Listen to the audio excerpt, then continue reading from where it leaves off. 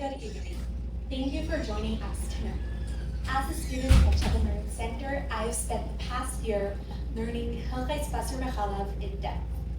Not only have I gained immense understanding of these vital halachas, I've also gained a tremendous appreciation for halacha in general. I would like to share how learning these halachas has affected my life as a Jewish woman. As Jewish women, our role is to raise a family and build a home based on Torah and mitzvahs. In order to permeate the home with excitement for Torah and mitzvahs, the mother must have the passion herself. This year of learning the backstory behind Hilchos Basar B'Chalav has given me a greater appreciation for Torah and mitzvahs. Although this area of halacha is just one small part of all the halachas we keep, spending this year experiencing the evolution of Hilchos Basar B'Chalav has given me an excitement to keep the minute details of halacha, as I know that the minute details have great meaning. Learning in this way has given me an appreciation for the intricacies of halacha, as I've seen that differences of opinion are not random, but rather are part of a rich and complex discussion spanning hundreds of years. The very basis of Torah Sheba'al Peh is the Mishnah. A few hundred years after the Mishnah was written down, the Gemara was written to expound on it. The Gemara is a compilation of many discussions of the Amoraim explaining the Mishnah. The complex, often cryptic text of the Gemara gives space for a variety of opinions in Rishonim who explain it. As an example of this, let me take you on an adventure and explore how a single story in the Gemara regarding waiting between meat and milk gives rise to the different practices amongst various Jewish communities. The Gemara tells us a story of Mar Ukva, an Amira who relates that he is like vinegar, the son of wine. Whilst his father would wait until the next day to eat milk after eating meat, he would only wait until the next meal. There are two ways to understand what it means to wait until the next meal. Does it mean that one must wait the time span between the morning meal and the evening meal? Or does it mean that one merely must end the current meal and start the next? The Rambam and the Rif say that this is referring to the time span between the morning meal and the evening meal, 6 hours, which we know very well. Others, such as Tosfos, say that one must only bench and start a new meal, and making sure that one's mouth does not contain any traces of meat. The Shulchan Aruch says that one must wait 6 hours.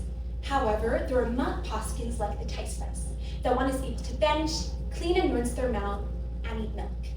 This split of opinions is a classic case of how the different opinions between the Sephardi and Ashkenazi Rishonim caused there to be a split between the Mechaber and the Ramah.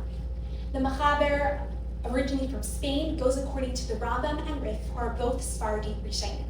The Ramah from Poland goes according to the Ashkenazi tradition from the Tosfos. After stating the opinion of Tosfos, the Ramah writes that the minhag is to wait an hour. The source of this minhag is elusive. It fits into neither of the opinions of how long to wait. Later Acharayim, like the Gra, point to a passage in the Zayar explaining this minhag.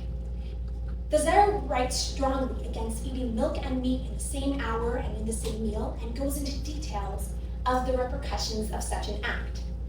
Going back to the Ramah, he records both the letter of the law, which is the opinion from Tosfos, as well as a minhag to wait an hour, likely rooted in the Zayar. Despite paskening like Tosfos, the Ramah ends off his comment on the Shulchan Aruch by saying that there are those who are stringent to wait 6 hours, and this is what should be done. In his commentary on the Shulchan Aruch, the Shach quotes the Maharshal and says that this is what should be done by anyone who has the spirit of Torah. Similarly, the Taz quotes the Maharshal and says that Bnei Torah should wait 6 hours between meat and milk. Following these Acharayim, the practice of waiting 6 hours between meat and milk has become widespread in many Ashkenazi communities as well. From the story in the Gemara to how the Rishonim and Acharayim understand it, I have gained a tremendous appreciation for the seemingly simple halacha of waiting 6 hours between meat and milk. Learning the backstory of halacha makes it come alive. It has also shown me how halacha is not an assortment of random details. Before, all of the various halachas I learned in class seemed like loose strings. Now I can see how they're like silk threads woven together through generations to form a fabulous tapestry. This past year, I've gotten a chance to experience the development of halacha throughout the generations. This year has shown me that these minute details have been shaped throughout the millennia of our history as a Jewish nation. This year has shaped me into a Jewish woman who's ready to give over this appreciation of halacha to the next generation.